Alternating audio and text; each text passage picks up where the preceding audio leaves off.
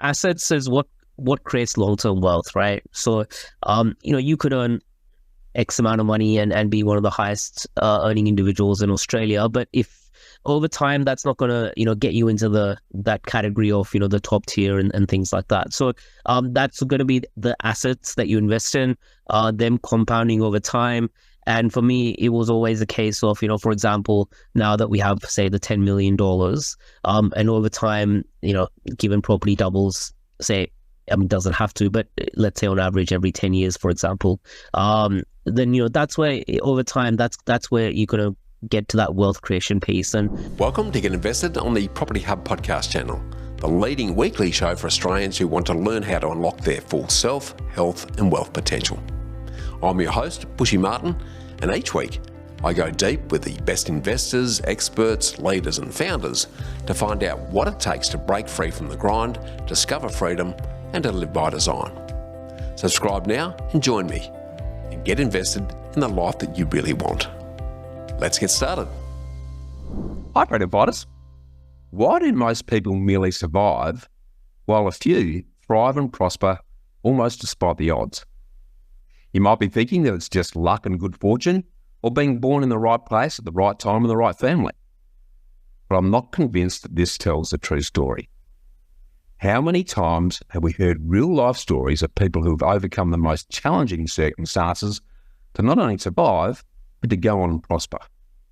Like one of my favourite stories of Louis Zamperini, a World War II flyboy whose B-24 airplane was shot out of the sky and crashed into the Pacific Ocean in May of 1943. Still missing and presumed dead a year later, he was actually posthumously awarded a Purple Heart. But little did anyone know that he'd miraculously survived.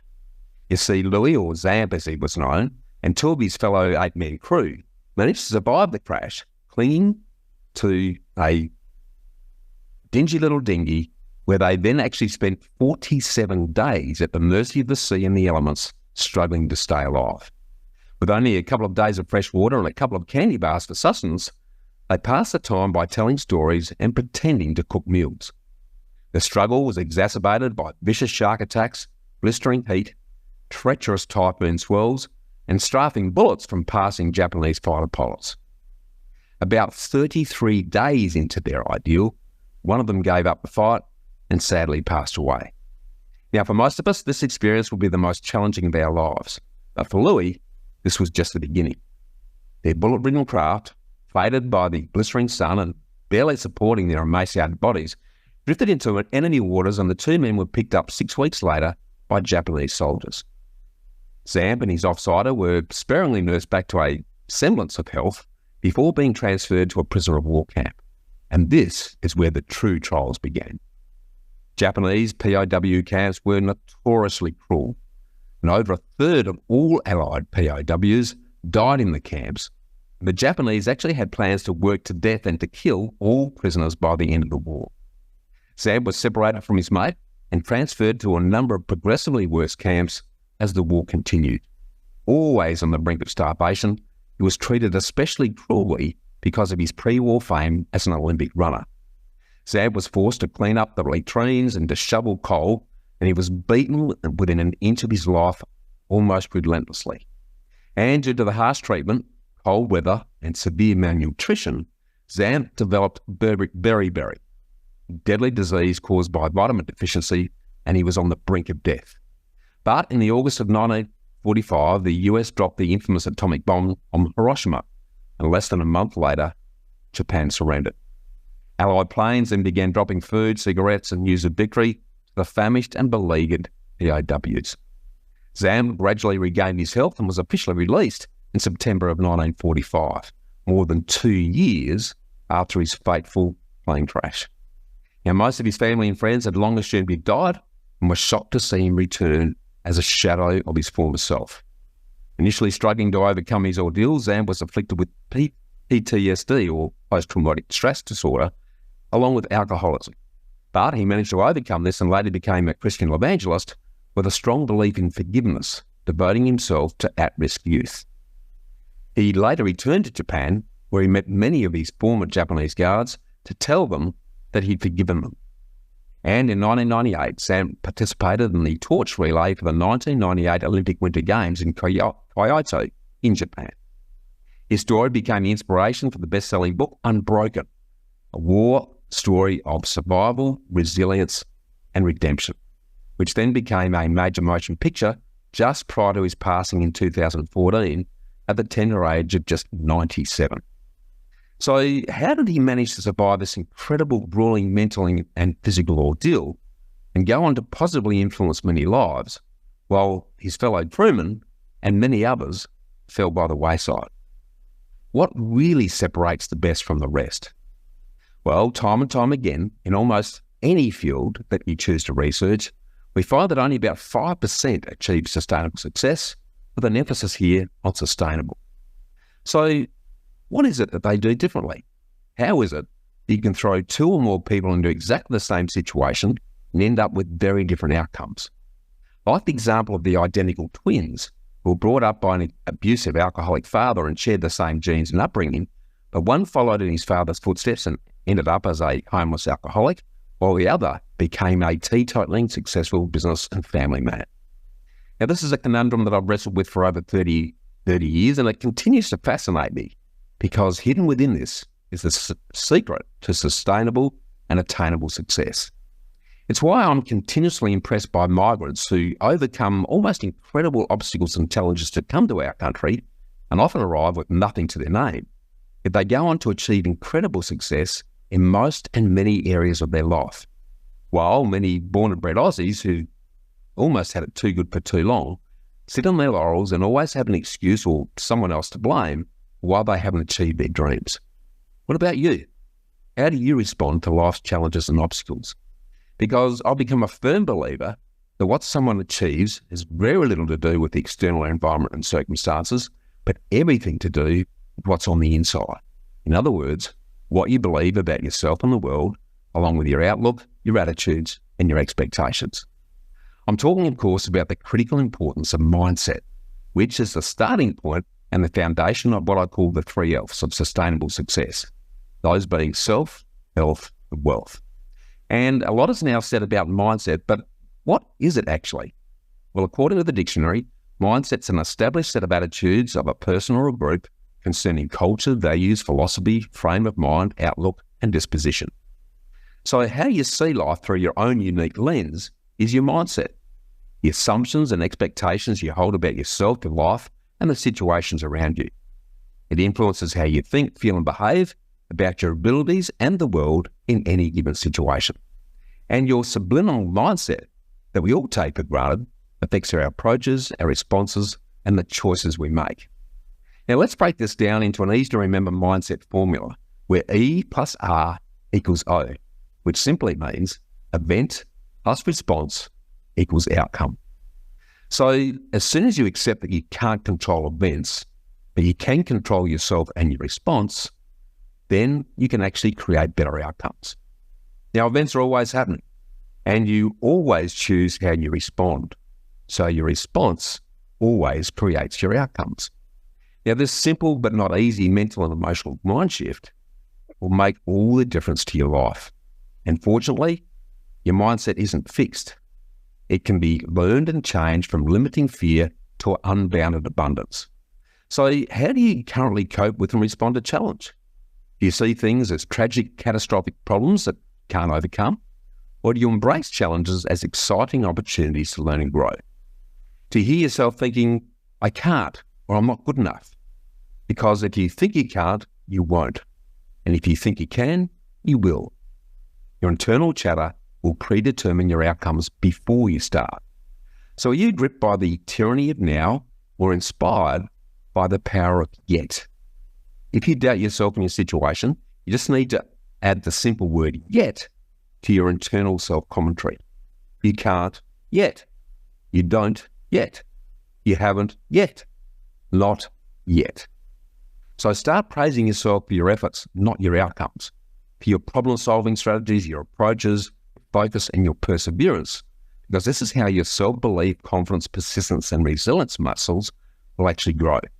And surround yourself with other like-minded, positive problem solvers, because proximity is power. challenge your limiting beliefs and embrace your fears by feeling the fear and then doing it anyway, as your feared feelings will be telling you that you're growing, as you're taking action and learning something new. Remember that amateurs call it genius, whereas masters call it practice. And before you know it, what were once your obstacles will become your opportunities. So if you prioritize developing your mindset first, you'll accelerate your skills and your results, developing a discipline that responds favorably under stress, fatigue, and challenge in the moments that matter.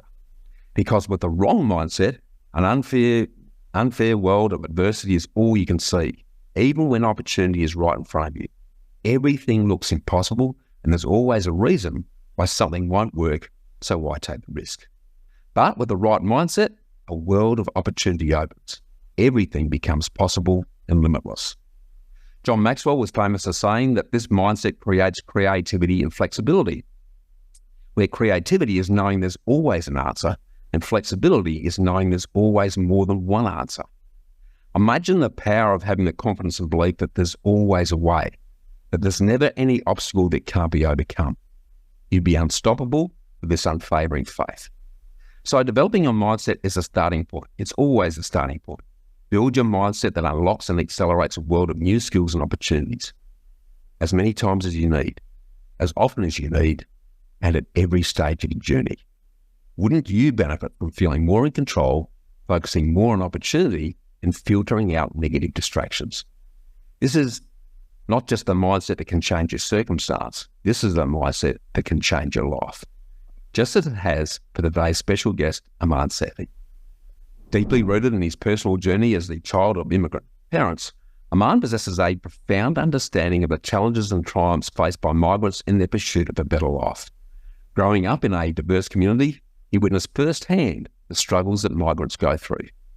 This ignited his unwavering empathy and dedication to delve deeper into the complexities of the migrant experience, leading him to create an organisation that caters to migrants' needs in two very crucial areas: job search and visa assistance. His company, JICS, is driven by Aman's passion to make a positive impact on the lives of migrants, providing them with invaluable support on their journey to a better future. And Aman has embraced a growth mindset to become a role model for others by investing in himself and his future, by building his successful business, JICS, and amassing a $10 million property portfolio in just 4 years. So, as part of our continuing series on active investors and their stories, I'm really looking forward to unpacking his personal, professional, and property journey this week before delving into more of the mindset and migrant impact on property investing in next week's episode. So welcome, and let's get invested, Aman. Great to be here. How are you? Excellent, Aman. Sorry for that very long intro, but I guess you've inspired me in terms of the impact that mindset can have, having sort of Google stalked you a bit before we got together today. But before we sort of get into that, Aman, I'd love for those who haven't heard of you to date to share with us what you do differently, and most importantly, Aman, why you do what you do. So, great to be here. Look, what I do differently, it's hard to pinpoint, really. I've never thought of, what I'm doing is very, unique or extraordinary or out of this world or anything like that. It's, for me, I guess, I've always been a very logical person in terms of personality, and I like to, think about things 2 or 3 steps ahead, and then, take action after I've gone through that planning process. And I guess that's one of the things that maybe I do a bit differently to others that I've noticed, is that I like to think of, things 3 or 4 steps ahead, and whereas other people, they might not, think of that bigger picture sometimes. And that's maybe one small difference that I do notice at times, yes. Well, I'd say you'd be a pretty good chess player then, Aman, if you're not already, because sadly, there's very few Aussies that actually do take that very strategic approach and a more long-term approach of where do you want to be and what steps do I need to take to get there.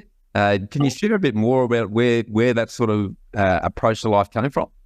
Yeah, I mean, I'll have to think about the specific answer, but yes, I was in the school chess team. I wasn't the greatest, but I was decent, so not bad. Yeah, the approach to life and where that came from, I guess, when I was growing up, like as you mentioned earlier, like my parents were first generation migrants to Australia.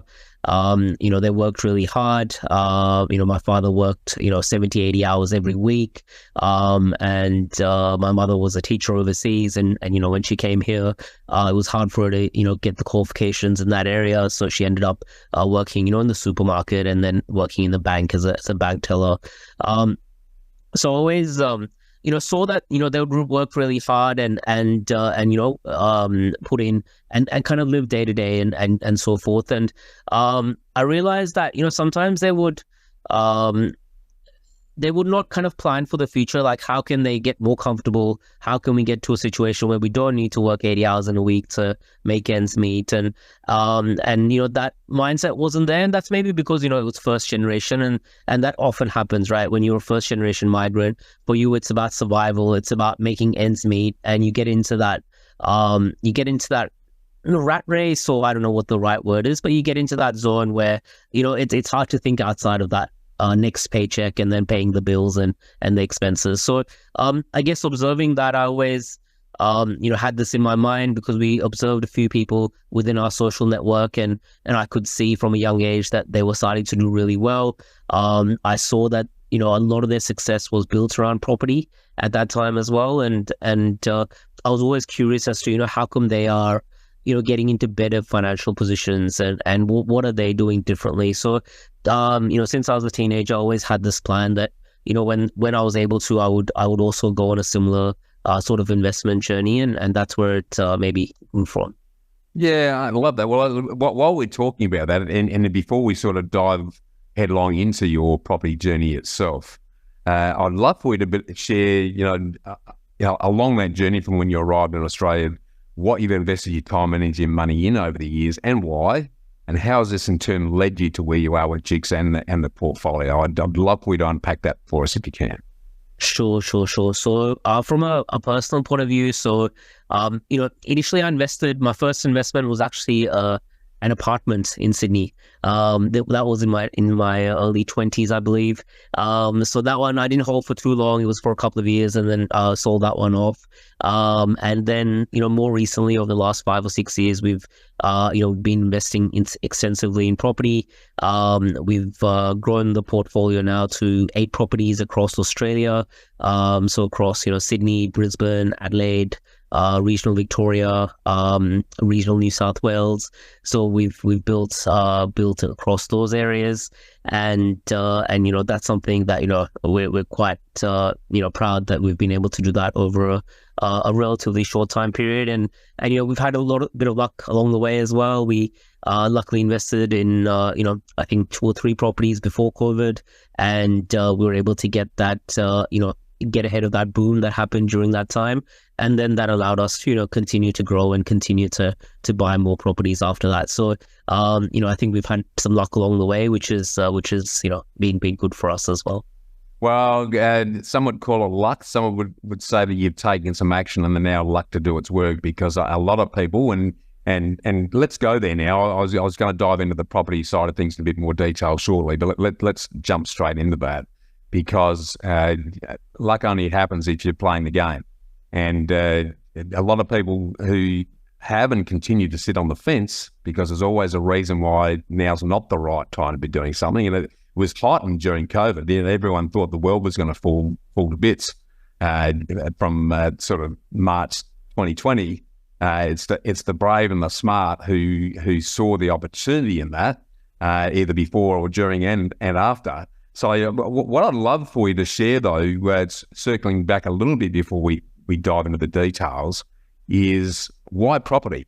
You mentioned that you'd observed people who've done well in property, but you could have invested in a whole bunch of other things. I think you worked for the Commonwealth Bank, so I'm sure they would have exposed you to the world of equities and shares and other investment vehicles as an opportunity. What was it about property that grabbed your interest? Yeah. So for me personally, I think it was just a personal decision in terms of, obviously, property and shares are the two big, broad buckets, I guess, people look at when it comes to investing. For shares, I think for me, there's just a lot of volatility involved in terms of the share investment side. And for me, from a personality point of view, it's not something that I it doesn't suit me, essentially, is what I determined at the start, like the up and down, and major risk involved as well at times. And for me, I never it never appealed to me from that sense. Whereas with property, when I did my calculations, and again, I could be right or wrong here, but property was a much safer, longer term investment, and a way to create significant wealth over the long term. And I wasn't looking for short term gains. I was looking for something that was sustainable and could set up a portfolio that would be helpful for me and future generations in my family. And so property was the choice that I made in that instance, I guess. Yeah, I love that. Well, it's something that I'd like to jump into as well, Aman, is that to be able to secure 8 properties that are now worth 10 million in 4 years or thereabouts. Yeah. For a lot of Aussies, you're going to need considerable borrowing capacity and a fair bit of equity to be even able to consider that journey.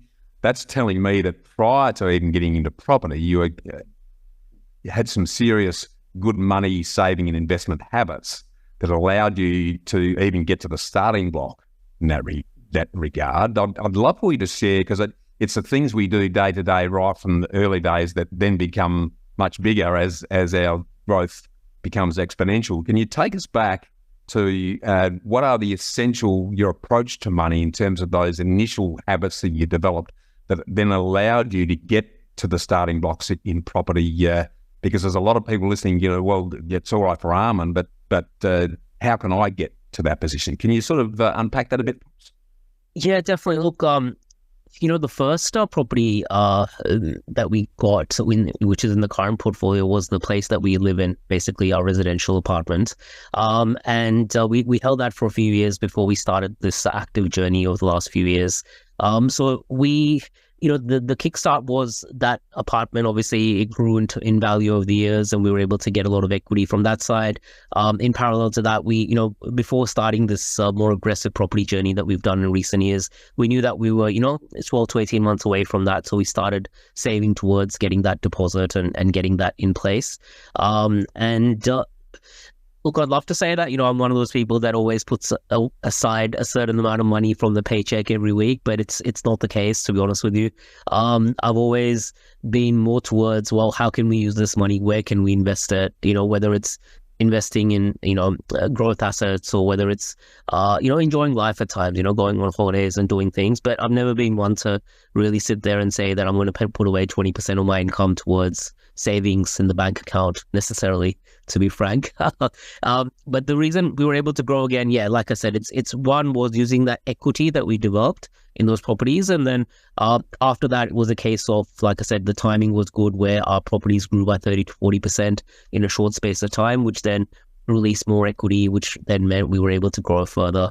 And by that time, obviously the business and us growing the business at that time as well, we were able to have the income to then support that additional lending at that time as well. However, we have gone the whole circle, from the first tier banks to the second and third tier banks as well, and now back to all first tier again. But so we have gone on that journey as well to make some of these things happen over the years. Well, I think that one of the important takeaways from what you've just shared with us there is that while you've invested in growing the assets from the property perspective, in parallel with that, you've also grown your investment in your business, which has been able to generate the level of income that you need to be able to borrow the money that you can then park in the properties. So I think one of the things that catches a lot of people, if they're stuck in a dead-end job that has a capped income, then they're very quickly going to cap out in terms of their ability to continue to borrow to build their portfolio.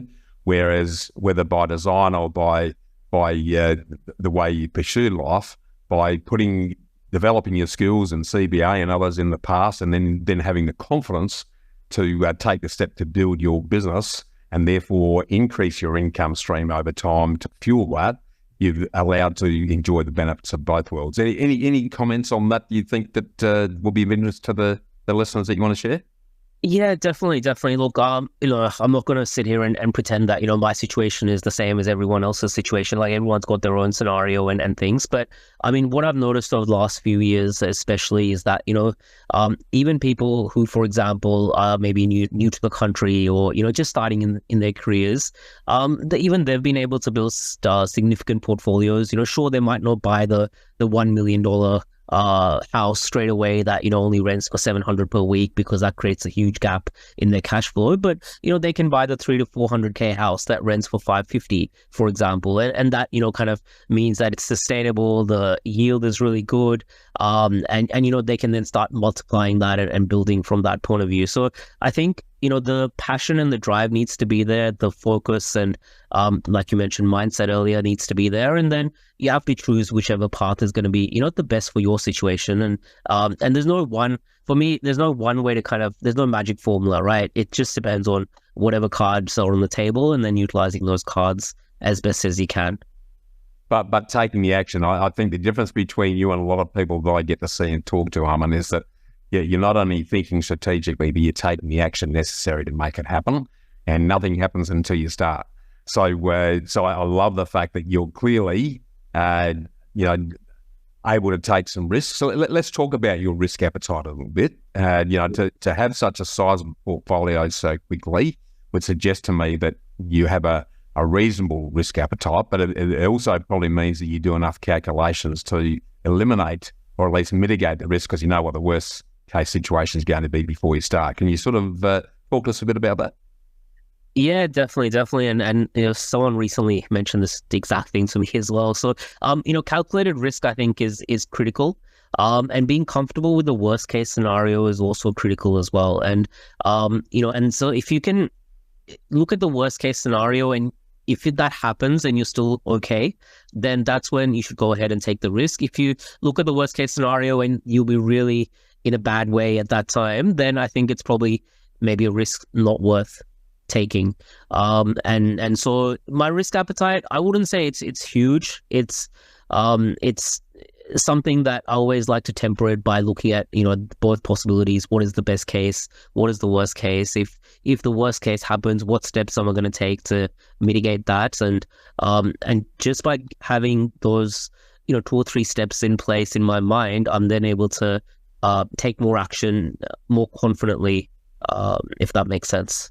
Yeah, absolutely, it does.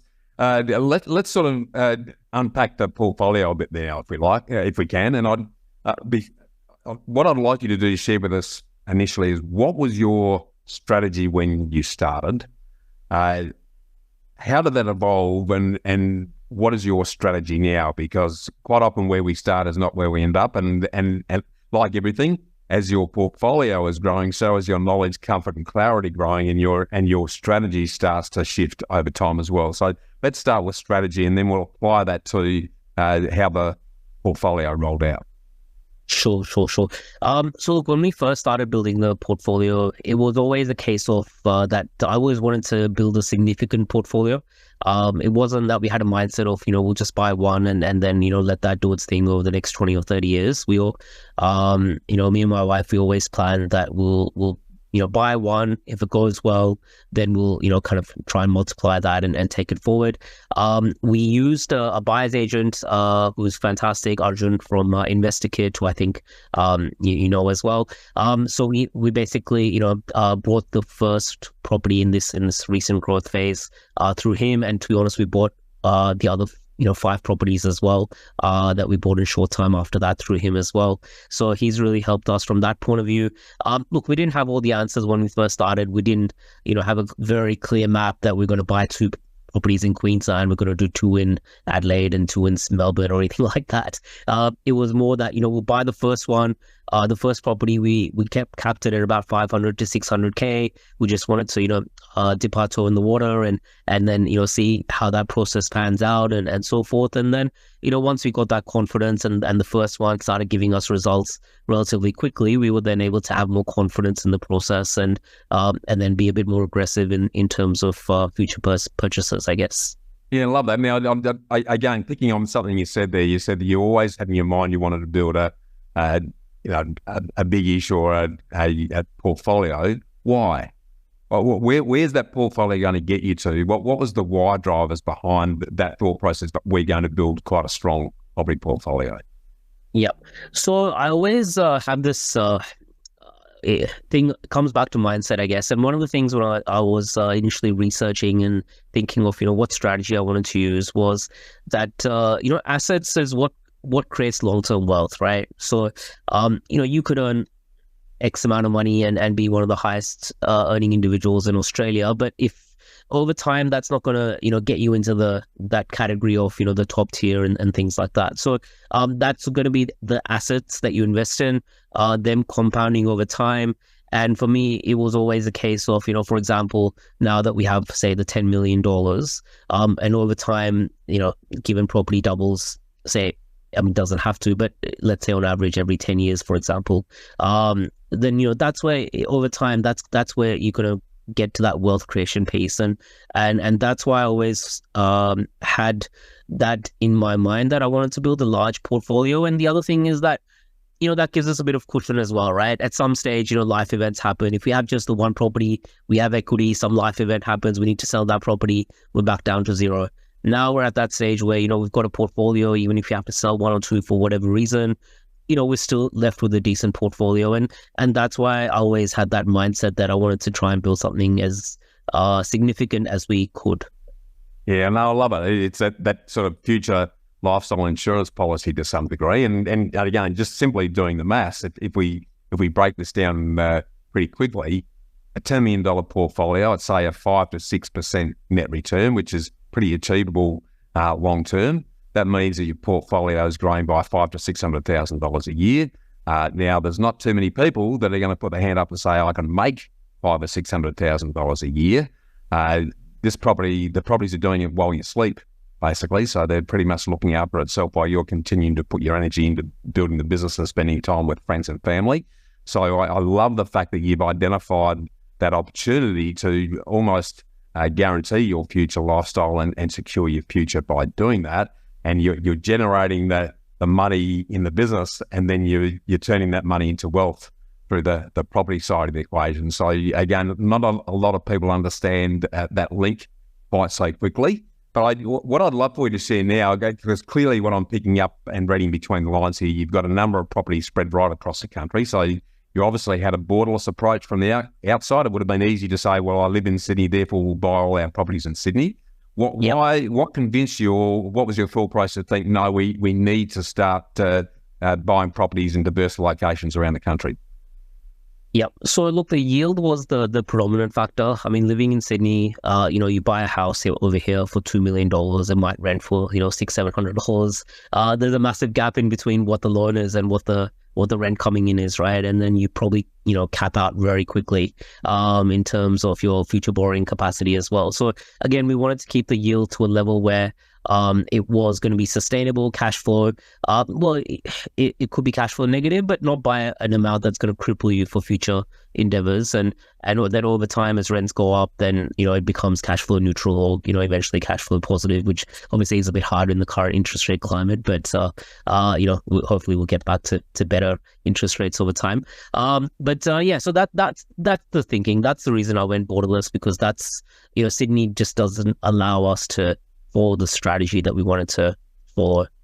Yeah, no, I like that. Well, just give us a quick summary without addresses, obviously, of what types of property where and how quickly you accumulated those properties. Because it sounds to me, to get 8 properties in 8 years, you're probably buying more than one property at a time, potentially. Can you sort of put some shape around that for us? Yeah, sure. So look, most of our properties, apart from, residential, the rest of them have come, within probably a 3 to 4 year period maximum. And we've always had the belief that we will buy when we can afford to buy and when the banks say yes, and we're basically ready to pull the trigger. We haven't worried too much about timing the market necessarily. We've just been focused on when we're ready and we can afford to build asset base, we will at that time. And so we bought them relatively quickly. Like I touched on earlier, we now have a couple in Adelaide, we have a couple in Brisbane, There's they're spread out across regional New South Wales. We have one in regional Victoria, and then a couple in Sydney, obviously. So there's that's the mix of it, and it's been we have bought property sometimes within a couple of months of each other, because we just had that situation come up where we could afford to do that financially at that time, and so we have done that in the past as well. Yeah, I love that, and I love the fact that you said that you bought every time you can, which is a message that a lot of us talk about, because there's never the perfect time or the perfect property. It's always about what you buy and where you buy it, not when you buy it. That's critical. And once you've got your portfolio to a certain size, then you can sit back a little bit and let time, the talent, the tax office do the heavy lifting on that. I'm assuming that's probably where you've got to. You've probably got your. I guess let me ask you a question here. How much is enough for you, Aman? Because have you thought about where the existing portfolio is going to get you, and perhaps that's enough to do what it needs to do, or what's your thinking around that process? Yeah, sure. So look, we've stopped buying a little bit now, last 12 to 18 months. So we've been focusing on our business. We're going through some exciting growth at the moment in that space. So focusing on multiple things is great, but sometimes you have to just kind of focus on one thing at a time as well. And so also apart from that, obviously with the interest rate hikes and everything, we're kind of maxed out now at this stage. So it's a matter of letting time do its thing. But for future planning perspective, obviously all the properties that we've bought so far are residential, and they are more the long-term base properties that we've got, with compounding growth in mind. And the future plan is when we are ready and able to buy more commercial properties at this stage, and some of those more cash flow assets that will help us, from a cash flow perspective long term. And, I'm not sure whether that's going to be the next, 12, 18 or 24 months, but at some stage we'll activate that search and probably go into commercial to keep building. No, I love that, because it sounds like all your residential assets are focused on growth, but they've got a good, reasonable yield, so that at least they're washing their face or getting close to it without being a big drag on the pocket. And then at the same time, they're building the equity that you can use to put into a commercial property down the track that's going to give you a much higher yielding cash flow return in that context. Let me just touch on, if you're happy to share, the profile of the properties and the entities that you bought them in. Are they all houses? Are they all bought in your name, tenants in common, trusts? Give us a bit of a shape as to the thinking around how that looks. Yeah, look, it's a bit of a mix, to be honest. So initially we just bought in our names, and to start with, and then we moved more into the trust model in recent times. As we've gone a little bit more, got a few more advisors and things on board and so forth. But initially, we just started off, buying the simple way with me and my wife. We have now started, buying more in the trust. The pros and cons and so forth. To be honest, I'm probably not the best person in that space. I let our accountants handle that side of things. But it's a bit of a mix. Yeah, and I love that. And it sounds to me like if you bought properties in your personal names, whether it's in tenants in common, splits or other, that allows you to soak up all the tax benefits, so that you're actually reducing the net cost of the holding cost of property.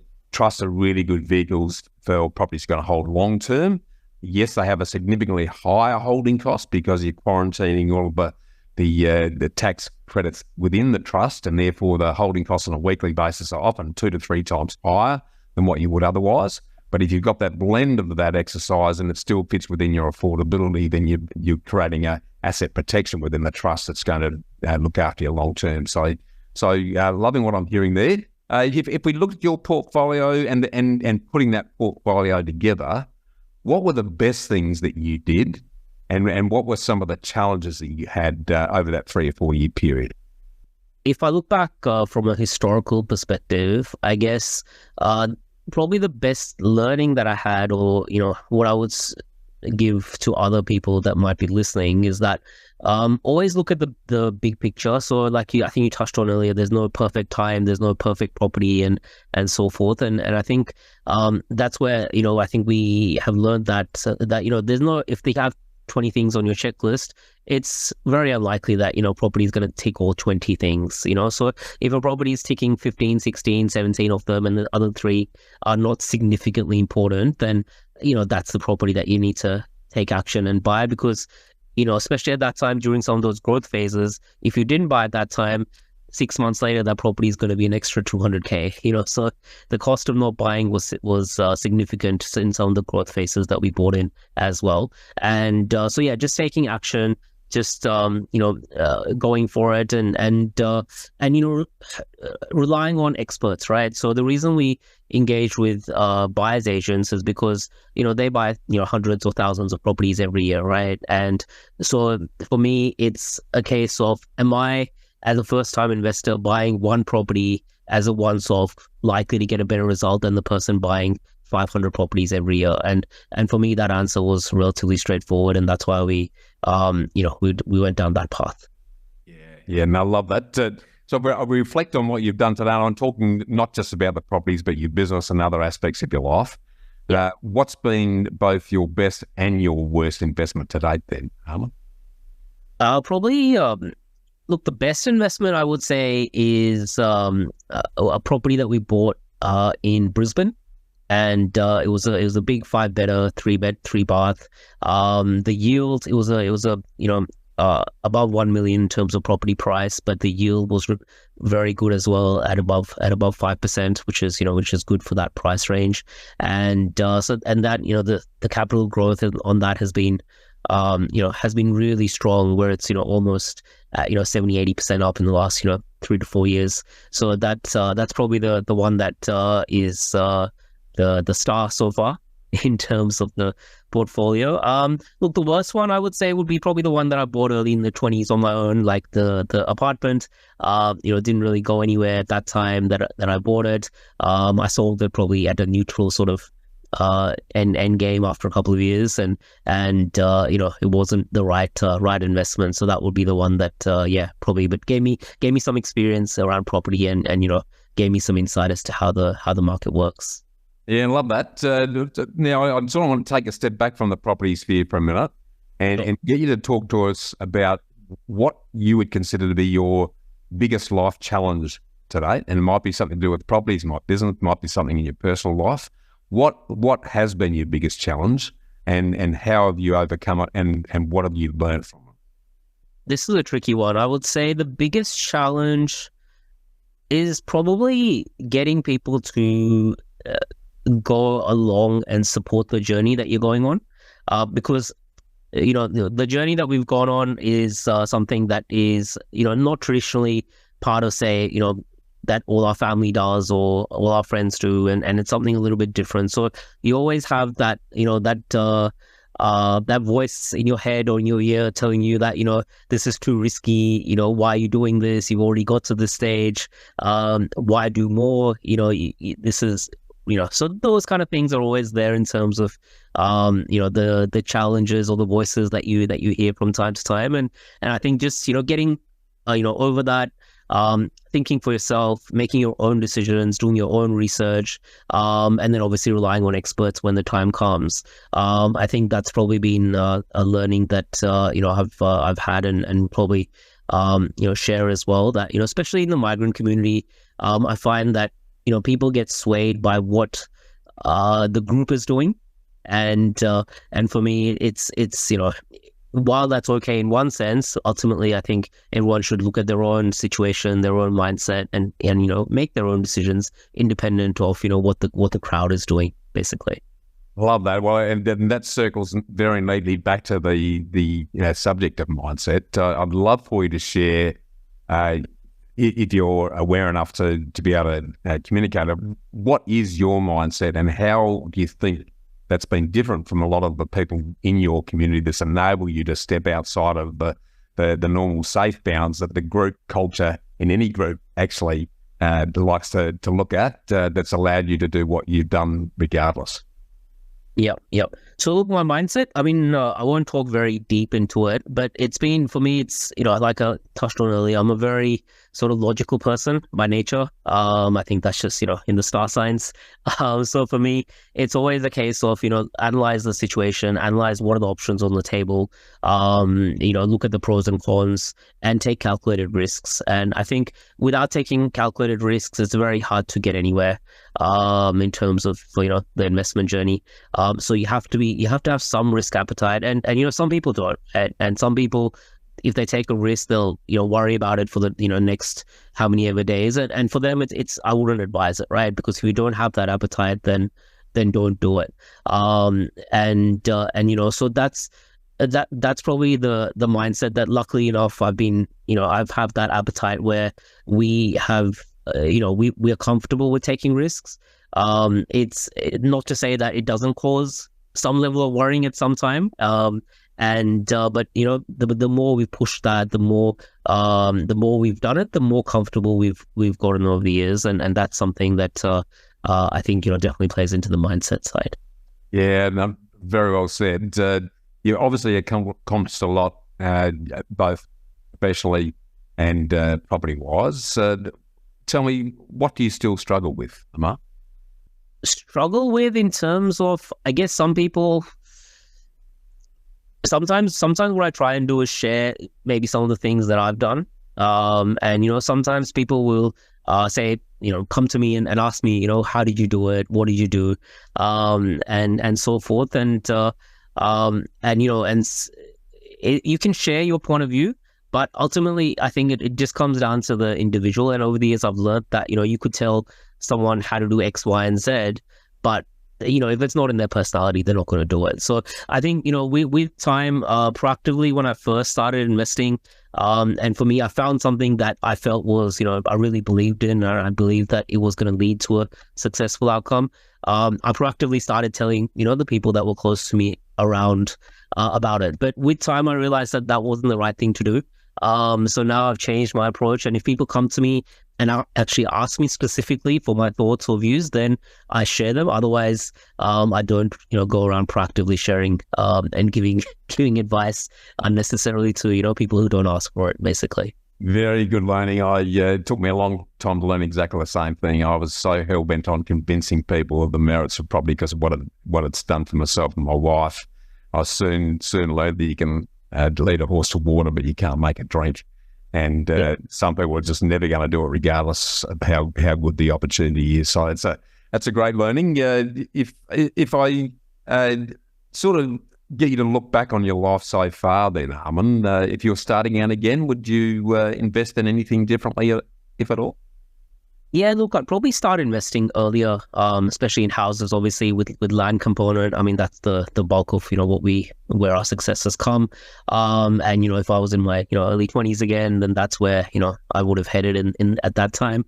But that's always the case. You always think back and say that, if I did this, then I could be here and so forth. But, we can't change that, unfortunately. But, yeah. No, that's good. Well, I know that in talking in the green room before we started your business, JICS, initially started as Just Imagine Consulting Services, which I think is a great name.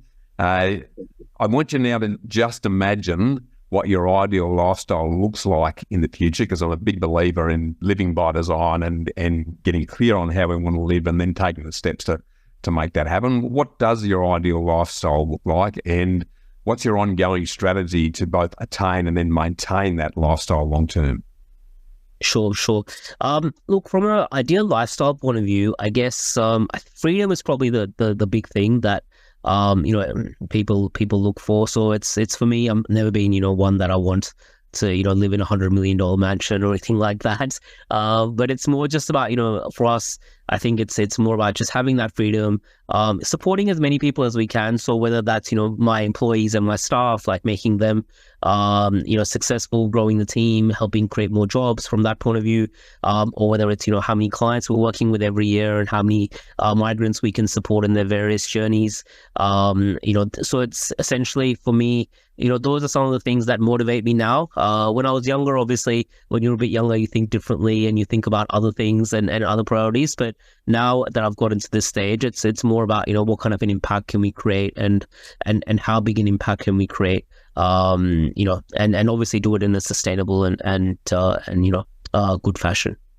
Love that. Everything you've said to me suggests to me that you're quite an observer of life, Aman. You can step back and have a look at a situation objectively, not be influenced too much by others. There's a level of self-belief that says, okay, well, I'm just going to have a look at what's actually happening rather than what people are telling me is happening, and then take some action based on your observation of that. Am I summing that up accurately, do you think?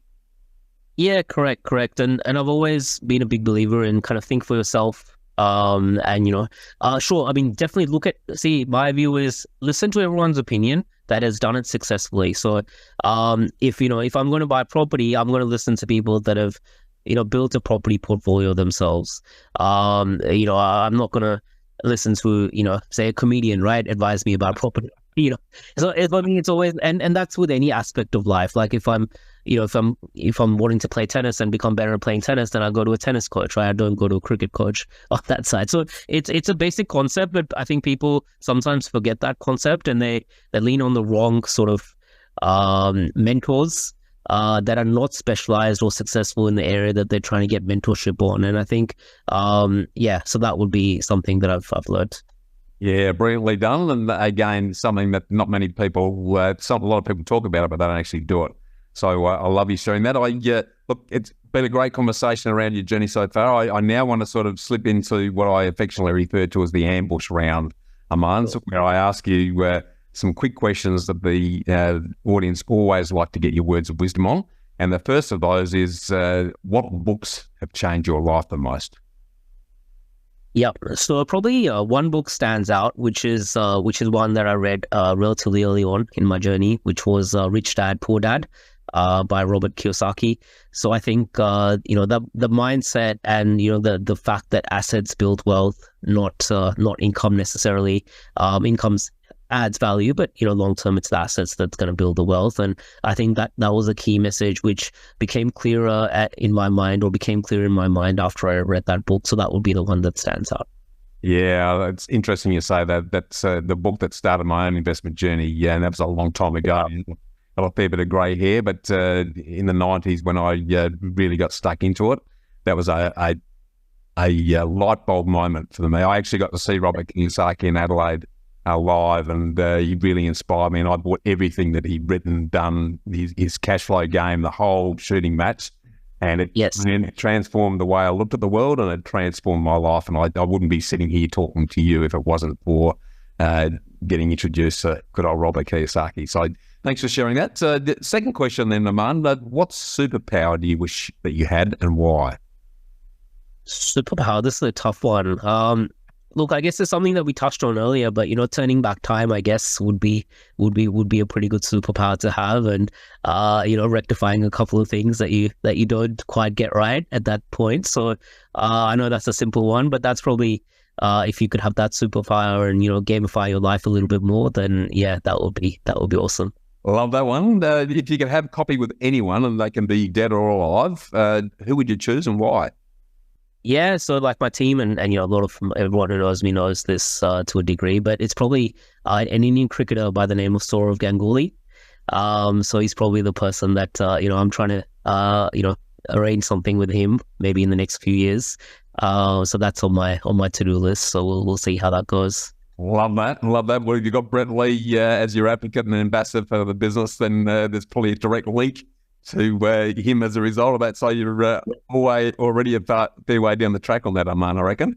But, yeah. Brett only known me, obviously. We've only started our business interests in recent times, but he already knows it's on the agenda. So I bug him once in a while and ask him when he's going to make that happen for me. But I love that. Final question of the ambush round: what's both the worst and the best piece of investment advice that you've ever received? Best and worst piece of investment advice. I would say probably the worst would be, savings is the way to build wealth, I guess. That's probably probably not the best advice I would think. Look, the best piece of investment advice, I think you have to invest in things that you're comfortable with, and that let you sleep at night, and that's different for everyone. So I think that's something that I read. I can't remember where now, but I think that's very important, and that's critical to keep in mind as well. Beautifully said. The interesting thing about that sleep at night factor is the more knowledge you invest in, the more comfortable you become, the clearer things become, and the more likely you are to take action above and beyond what you first thought you would. So I love you sharing that. Been a great chat so far. I really want to thank you for taking the time to share the ins and outs of your continuing journey, Aman. And before we wrap up, if anyone would like to explore Aman's inspiration and information any further with other like-minded investors in a very safe, relaxed and no-pressure environment, feel free to join us as a part of our active Facebook community at the Property Hub Collective by just clicking the link in the show notes. And we look forward to connecting with you further and continuing the conversation there. Or if you'd like to personally explore how you can turbocharge your ability to better achieve your lifestyle goals through clever property solutions, feel free to book in with me personally for a personal solutions session by clicking the link in the show notes so that we can expand and have a full and dedicated hour together to answer your questions and clarify your opportunity. We now look forward to continuing our deep dive chat with Aman in next week's episode, and we're going to unpack further the critical importance of mindset and migration in relation to property investing. So thanks again, and we look forward to seeing you again then, Aman. Look forward to speaking to you soon. Stay tuned for part 2 of this interview next episode. Thanks for tuning in to Get Invested on the Property Hub podcast channel, your home for property investment insights and inspiration. Make sure you subscribe to Property Hub for free. Get your weekly dose of Get Invested inspiration along with every episode of Realty Talk, Australia's top online property show for red-hot property investing news and insights direct from industry leaders and influencers. And finally, I'll see you next time.